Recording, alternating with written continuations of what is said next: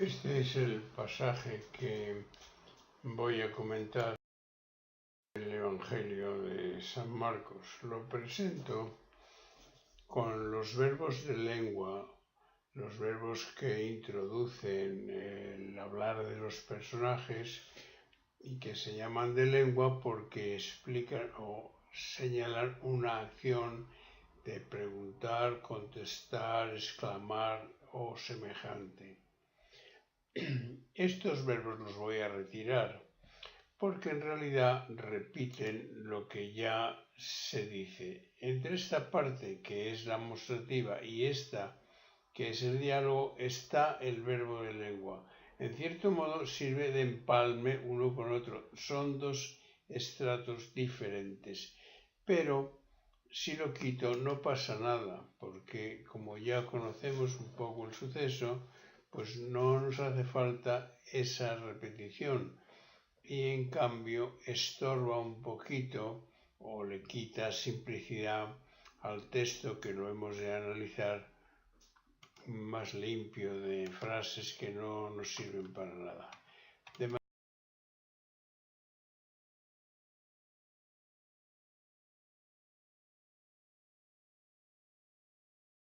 que el texto queda así, sin verbos introductores de lengua.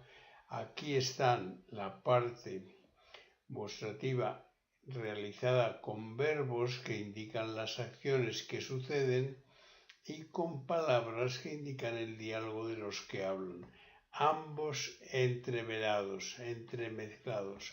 Lo que interesa es separar esta mezcla, aunque no es mezcla porque es así el relato, pero podemos verlo como dos tablas, dos cuerpos diferentes. Al separarlos nos permite ver lo que hay en el diálogo nada más, examinar el diálogo y luego ver la acción, examinarla también y comparar. Ahora, en el diálogo mismo lo que tenemos aquí es que vemos que es el padre del hijo que tiene una enfermedad o espíritu mudo el que toma la palabra, capta la atención de Jesús y todo el diálogo es prácticamente hasta que el niño sana. Antes el pueblo dice que parece que ha muerto, pero no. Pues todo eso es diálogo. Luego ya empieza otro que no es ya el diálogo del Padre con Jesús. Este diálogo que tiene dos preguntas, la primera que en realidad no contesta el Padre, pero interviene y describe la enfermedad de su hijo y luego vuelve a describirla porque Jesús le pregunta cuánto tiempo hace que le sucede eso. De manera que tenemos en la partida derogada el comienzo con la intervención del Padre y el final con la intervención bueno, en realidad con el exorcismo de Jesús y la exclamación del pueblo.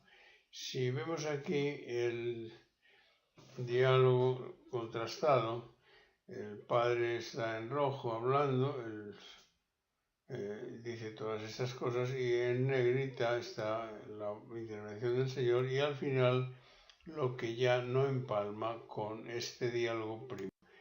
Pasamos a las acciones y encontramos igualmente el relato completo, pero antes de observarlo quiero hacer una referencia a los verbos que forman el estrato más fundamental, o sea, el núcleo. Son verbos en indefinido. Son indefinidos, vieron, se quedó, se quedó sorprendido, lo trajeron, vio a Jesús, etc. Estos verbos, como tienen la acción completa, pues uno empalma con el otro y forman la articulación temporal. No es que sea lo más importante, suele ser siempre un esquema de lo que pasa, pero sí es importante porque sostienen todo, no solo este relato que tenemos presente, sino también los diálogos. Y además hay que tener en cuenta que los verbos de lengua que que he quitado en realidad pertenecen también a este estrato, porque todos ellos son indefinidos, pero no me hacen falta aquí. De manera que es el núcleo, que se puede ver así 11 verbos seguidos en línea, porque es una serie, y esta serie es una estructura realmente, pero está embebida dentro de la otra. Bueno, entonces aquí ya tenemos las dos acciones separadas. Por un lado los diálogos y por otro lado las acciones.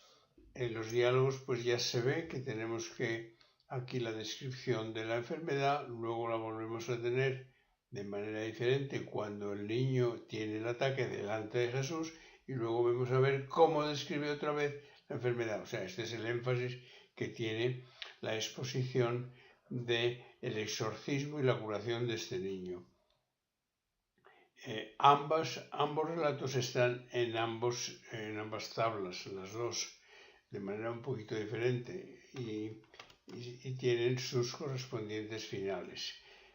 En cuanto a la acción, pues al principio llegan los discípulos y termina cuando el exorcismo levantó al niño. Jesús levantó al niño. Esta es la acción final del exorcismo realmente.